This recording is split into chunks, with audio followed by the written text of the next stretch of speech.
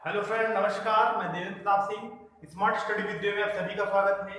आज Indian polity का next video में आया हूँ और इंडियन पॉलिटी का नेक्स्ट वीडियो बहुत महत्वपूर्ण है, अति आवश्यक है।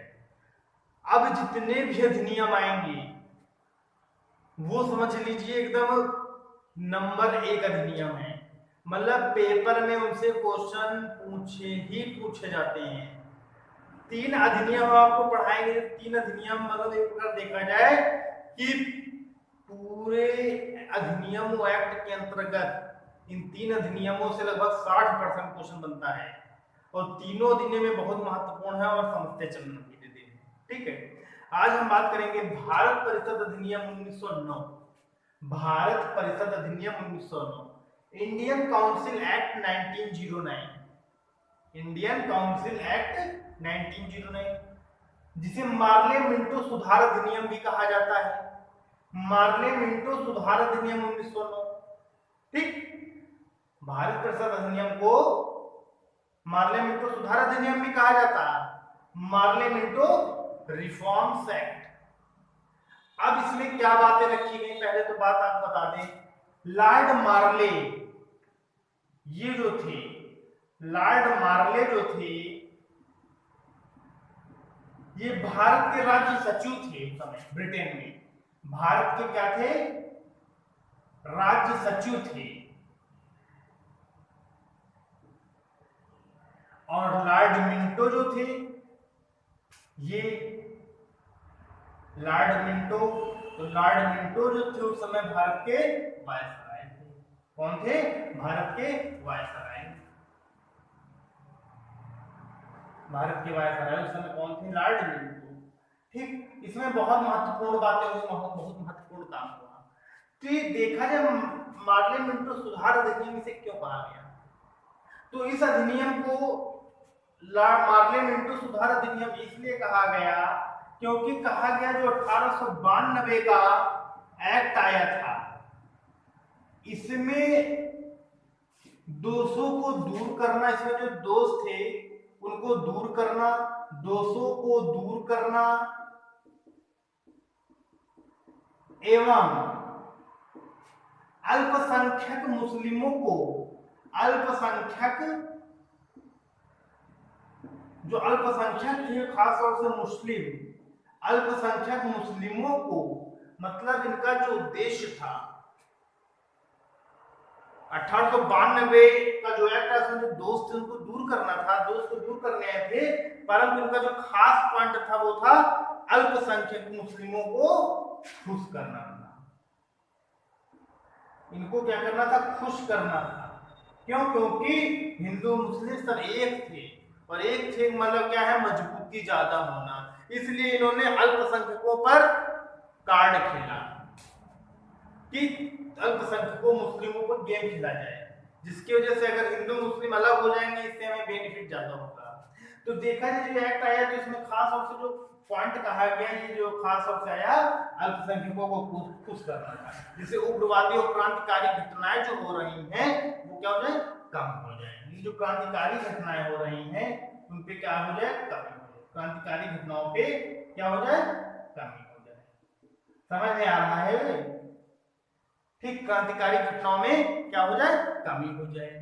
ठीक, अब बात की जाए इसके बाद, इसके अलावा इसमें क्या किया गया, इसमें एक बात ये कही गई कि केंद्रीय विधान परिषद जो थी, केंद्रीय विधान परिषद, तो केंद्रीय विधान परिषद में इन्होंने क्या किया, जो सदस्य संख्या थी वो कितनी थी? 16 मैक्सिमम। अब इसको बढ़ा दी गई, इसको बढ़ा के कर दी गई 60 सदस्य। अभी तक 16 थे, अब कर दी गई 60। और जो प्रांतीय विधान परिषदें थी, प्रांतीय विधान परिषदें थी वहां पर अलग अलग थी, मतलब कि हर प्रांत की अलग अलग सदस्य थी। ठीक, डिफरेंट डिफरेंट थे, अलग अलग थे, अलग अलग सदस्य थे। ठीक, मतलब केंद्र विधान परिषद में सदस्यों की संख्या 16 थी, उसको बढ़ा के 60 कर दी गई।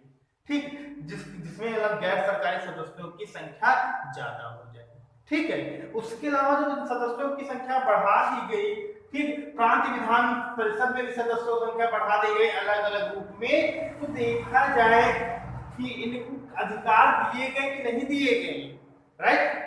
तो इनके अधिकार देखा जाए तो केंद्रीय विधान परिषद थी, तो केंद्रीय विधान परिषद में बहुमत जो था वो केवल सरकारी सदस्यों का था, बहुमत सरकारी सदस्यों का था, मतलब कि ब्रिटिशों का था, गैर सरकारी सदस्यों का नहीं था, मतलब इंडियंस का नहीं था। ठीक, अगर बात की जाए प्रांतीय परिषदों में, तो प्रांतीय परिषद में गैर सरकारी सदस्यों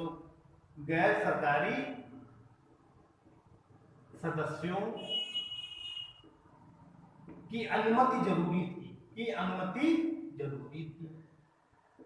मतलब कि जो केंद्रीय विधान परिषद था उसमें सरकारी सदस्यों का बहुमत था, गैर सरकारी सदस्यों का कोई रोल नहीं था, मतलब चर्चा करो सब कुछ करो, लेकिन मतलब देखा जाए तो बहुमत, मतलब वोट जो था सरकारी सदस्य दे सकते थे, गैर सरकारी नहीं दे सकते थे। इसी तरह प्रांतीय परिषद में गैर सरकारी सदस्यों की अनुमति थी, अगर उनकी अनुमति नहीं तो नहीं माना जाता। प्रांतीय परिषद में कंपलसरी थी, गैर सरकारी सदस्यों की अनुमति लेना जरूरी है। ओके, लेकिन प्रांतीय विधान परिषद जो थी उसमें गैर सरकारी सदस्यों को बहुमति थी। ठीक, इसके अलावा इसमें एक बात और रखी गई, इसमें यह रखा गया कि जो गैर सरकारी सदस्य हैं, गैर सरकारी सदस्य इनको कई अधिकार दिए गए। पहला था पूरक प्रश्न पूछना,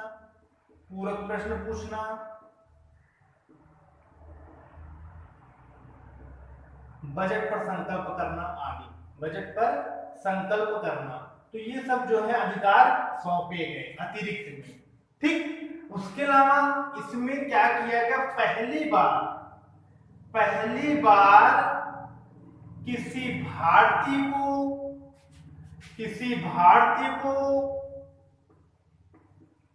गवर्नर एवं वायसराय की मतलब कि पहली बार किसी भारतीय को गवर्नर या वायसराय की, गवर्नर प्रांत में, वायसराय पूरे भारत में, गवर्नर या वायसराय की कार्यपालिका में जगह दी गई। तो पहली बार कौन सा भारतीय था जिसे गवर्नर या भारत के वायसराय की कार्यपालिका परिषद में सदस्य के रूप में नामित किया गया, वह थे सत्येंद्र प्रसाद सिन्हा।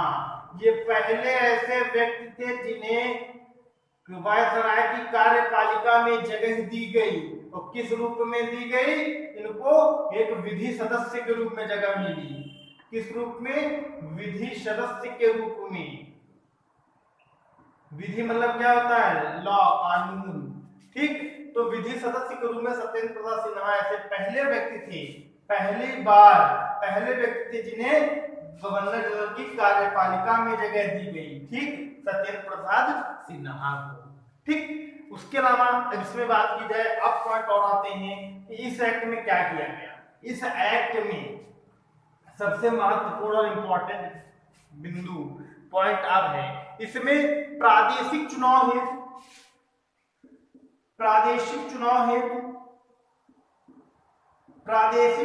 हेतु इन्होंने जो नियम बनाया, प्रादेशिक चुनाव हेतु व्यावसायिक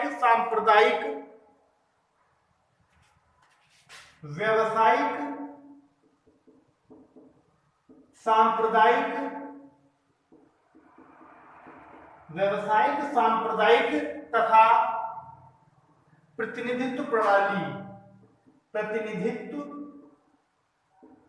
प्रणाली यह प्रणाली अपनाई। इसका मतलब होता है, अगर बात की जाए इंग्लिश में कहें तो प्रोफेशनल एंड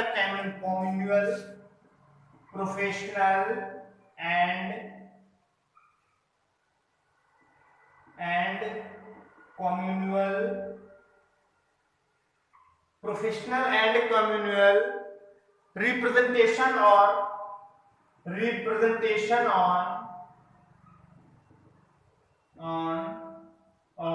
रिप्रेजेंटेशन और separate electoral system separate electoral system, मतलब कि अलग चुनाव प्रणाली लागू करना। अलग चुनाव प्रणाली लागू करने का अर्थ क्या है? तो अलग चुनाव प्रणाली लागू का मतलब इस अधिनियम में पृथक निर्वाचन पद्धति, मतलब इस अधिनियम में पृथक निर्वाचन का आधार बनाया गया। ठीक, पृथक निर्वाचन पद्धति अपनाई गई। इस अधिनियम में पृथक निर्वाचन पद्धति अपनाई गई, अर्थात पृथक निर्वाचन पद्धति, पृथक निर्वाचन पद्धति में क्या था? इसका बिंदु क्या है? पृथक निर्वाचन पद्धति जो अपनाई गई, मतलब भारत में सांप्रदायिक निर्वाचन। क्या भारत में कैसा निर्वाचन? भारत में सांप्रदायिक निर्वाचन का शुरुआत किया गया। सांप्रदायिक निर्वाचन सबसे इंपॉर्टेंट इसका कंक्लूजन जो है, भारत में सांप्रदायिक निर्वाचन पद्धति किसने अपनाई? 21 अधिनियम में तो मार्ले मिंटो सुधार अधिनियम में सांप्रदायिक निर्वाचन पद्धति अपनाई गई, जो खतरनाक पद्धति थी देश के लिए। सांप्रदायिक निर्वाचन पद्धति का अर्थ है, इसमें क्या कहा गया कि मुस्लिम सदस्य को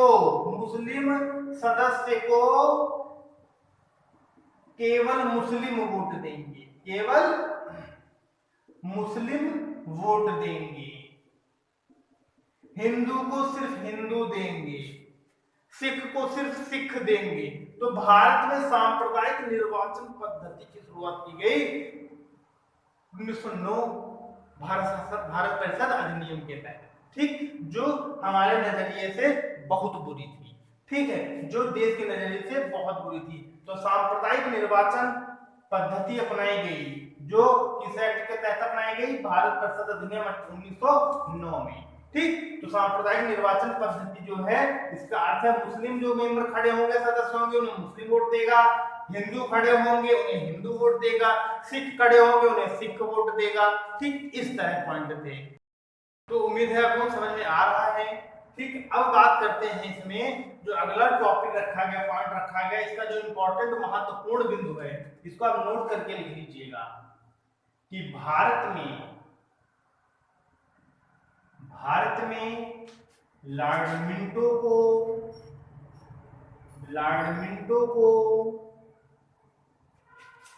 सांप्रदायिक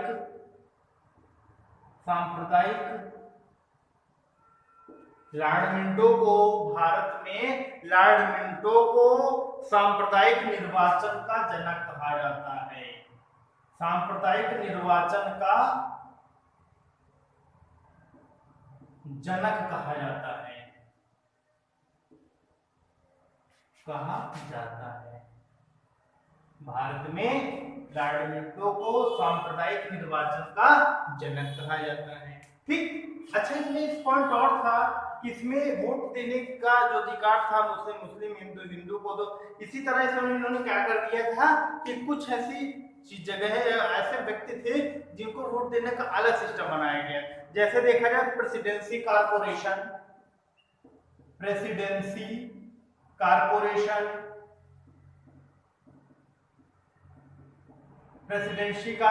हो गया आपका। ठीक, जमींदार हो गए, विश्वविद्यालय के सदस्य हो गए,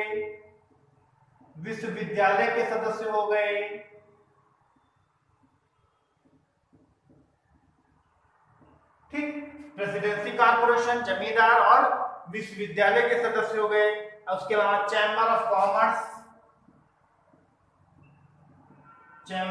कॉमर्स मतलब जो हिसाब किताब रखते थे, इन लोगों के जो चुनाव होना था, इन लोगों का जो प्रतिनिधित्व था वह अलग था। इन लोगों जो प्रतिनिधित्व था, प्रतिनिधित्व लोगों की, इन लोगों का डिपार्टमेंट पूरी तरह से क्या था? अलग था। ये लोगों को कोई मतलब नहीं था, ये लोग डिफरेंट और स्पेशली पर्सन थे। ठीक, इनका जो है प्रतिनिधित्व एक अलग था।